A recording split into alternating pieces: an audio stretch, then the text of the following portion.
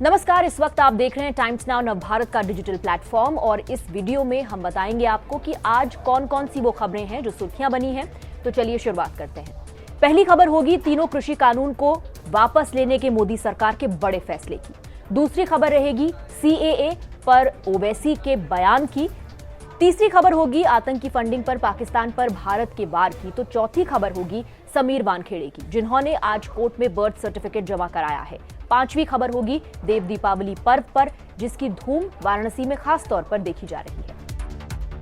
गुरु नानक देव की जयंती के मौके पर प्रधानमंत्री नरेंद्र मोदी ने एक बहुत बड़ा ऐलान किया है। प्रधानमंत्री ने शुक्रवार को 3 कृषि कानूनों को वापस लेने की घोषणा की। प्रधानमंत्री ने देश को संबोधित करते हुए कहा कि उनकी सरकार देश के किसानों, खासकर छोटे किसानों की भलाई के लिए ये कानून लेकर आई थी, लेकिन सरकार किसानों को समझा नहीं पाई। प्रधानमंत्री ने कहा कि शायद उनकी तपस्या में कमी रही होगी कि वो किसान भाइयों को समझा नहीं पाए। पीएम ने यह भी कहा कि उनकी सरकार किसानों के कल्याण के लिए देश के कृषि जगत के हित में पूरी सत्य निष्ठा से, नेक नीयत से ये कानून लेकर आई थी। इसके साथ ही प्रधानमंत्री मोदी ने कहा कि भले ही किसानों का एक वर्ग इसका विरोध कर रहा था, लेकिन ये उनके लिए महत्वपूर्ण था। केंद्र की मोदी सरकार द्वारा तीनों कृषि कानूनों को वापस लिए जाने के फैसले के बाद एआईएमआईएम अध्यक्ष असदुद्दीन ओवैसी ने केंद्र सरकार पर हमला बोला है।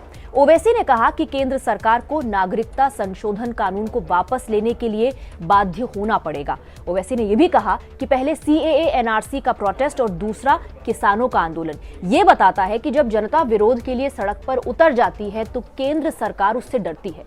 ओवैसी ने साथ ही ये भी कहा कि वो दिन दूर नहीं जब केंद्र की मोदी सरकार सीएए कानून को भी वापस लेगी। उन्होंने कहा कि ये सब गैर संवैधानिक कानून हैं। आतंकवाद के मसले पर भारत ने पाकिस्तान पर एक बार फिर निशाना साधा है। भारत ने कहा कि कुछ देश आतंक को समर्थन देने के लिए साफ तौर पर दोषी हैं। भारत ने आतंकवाद के खात्मे के लिए इसे मिलने वाली फंडिंग पर रोक लगाने की मांग भी की। संयुक्त राष्ट्र में भारत के स्थायी मिशन में प्रथम सचिव राजेश परिहार ने गुरुवार को आतंकवाद के फंडिंग के खतरों पर अलकायदा प्रतिबंध समिति और आतंकवाद रोधी समिति की संयुक्त विशेष बैठक में ये बयान दिया।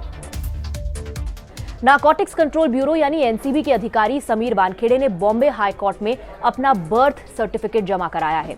समीर वानखेड़े के वकीलों ने एनसीपी नेता नवाब मलिक के खिलाफ वानखेड़े के पिता की ओर से दायर मानहानि के मुकदमे के संबंध में गुरुवार को बॉम्बे हाई कोर्ट को अतिरिक्त दस्तावेज भी सौंपे। दरअसल नवाब मलिक ने अपने वकील अतुल दामले और कुणाल दामले के जरिए जस्टिस माधव जामदार की बेंच को 3 दस्तावेज सौंपे। इनमें बीएमसी के जन स्वास्थ्य अधिकारी द्वारा समीर वानखेड़े के पिता के नाम परिवर्तन से संबंधित घोषणा की एक प्रति के साथ एक पत्र भी शामिल है। साथ ही सेंट जोसेफ हाई स्कूल और सेंट पॉल हाई स्कूल द्वारा जारी समीर वानखेड़े का स्कूल छोड़ने का स्कूल लीविंग सर्टिफिकेट प्रमाण पत्र और सेंट जोसेफ हाई स्कूल का प्रवेश फॉर्म भी शामिल है। देश भर में देव दीपावली की खास धूम दिखाई दी। कार्तिक पूर्णिमा के दिन देव दीपावली का पर्व मनाया जाता है। वाराणसी के गंगा घाट पर दियों के साथ इस पर्व को मनाया जाता है। कार्तिक की पूर्णिमा तिथि यानी देव दीपावली पर्व पर पवित्र नदियों गंगा, यमुना के घाटों पर लोग दीपक जलाते हैं। विश्व विख्यात इस धार्मिक और सांस्कृतिक विरासत के परंपरा को देवताओं की दीपावली कहा जाता है। वाराणसी में देव दीपावली के पर्व पर घाट, कुंड, गलियां और चौबारे दीपों से रोशन होंगे। इस अवसर पर 80 के राजघाट तक 84 घाटों के बीच 22 से अधिक जगहों पर गंगा आरती का आयोजन किया जाएगा। और इसी तरह की कई और खबरों के लिए आप बने रहिए टाइम्स नाउ भारत के डिजिटल प्लेटफॉर्म से।